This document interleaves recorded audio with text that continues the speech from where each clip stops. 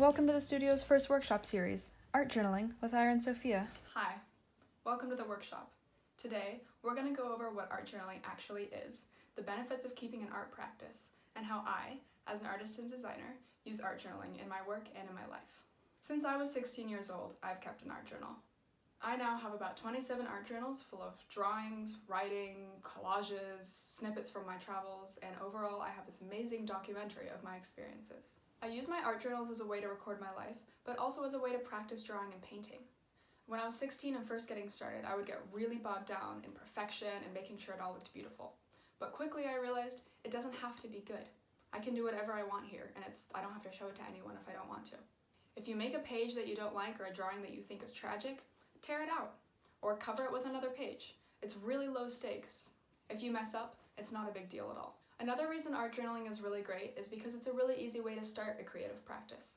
I know lots of people that have wanted to practice their creativity and started with oil painting or something that has a high entry fee.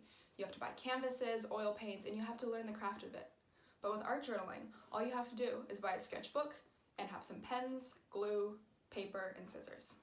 You can use everything that you have around you, from the flowers that you see on your walk to the pretty label of the soap you bought. Now, let's talk about creative practice. Having an art practice is kind of like working out. When you work out, you're keeping your muscles fit and healthy. With an art journal, you're practicing your creativity regularly. You're working the creativity muscle. When you're choosing what elements to combine, drawing, painting, writing, you're developing new capacities that are applicable outside the art journal. That creativity that you are regularly practicing in your art journal is the exact same creativity that you need to problem solve, come up with new solutions, and figure out new approaches, at work or at home. Keeping an art journal will help your layout skills massively, your graphic design skills, your drawing, painting, mark making, and writing skills. It'll also teach you new ways to visually communicate your thoughts, experiences, and ideas. Now, let's look at some art journals that I find inspiring, and then we'll look at a few of mine. I love these also because there's not a huge level of technical drawing skill necessarily. That's not what the creator is focusing on, but it's really colorful, it's really fun, it's really beautiful, and overall I would say this is a really successful journal. This is a really nice example of using handwriting or text, and also journalism. The creator of this is sort of narrating her day. She's people watching, and it's a really simple example of some nice sketches and writing. David Fullerton is definitely one of my favorite journal artists.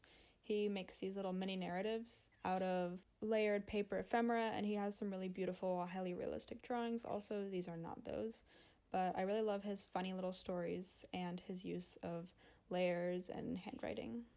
On the left here, Katie Licht, there's some really simple, nice collages, just some elements layered, and it's also a really nice example of using cutout text.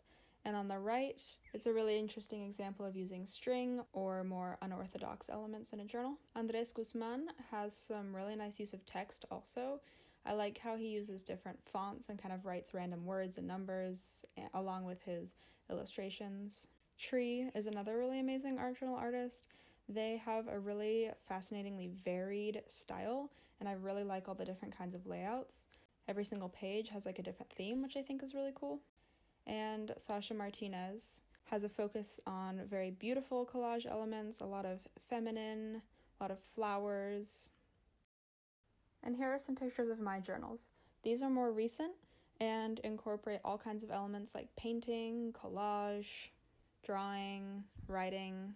Many of the elements that I use in my journals are found. So you'll notice here there's some tape that my dad used in some of his paintings. There are lots of snippets from magazines, there are lots of pressed flowers. Pretty much whatever I can find that will fit in a journal, I'll use. Now, it's time to get to work. So grab your glue, scissors, journal, and collage materials. Remember, it does not have to be perfect. Let go of the idea that it even has to be good, and let's get creating.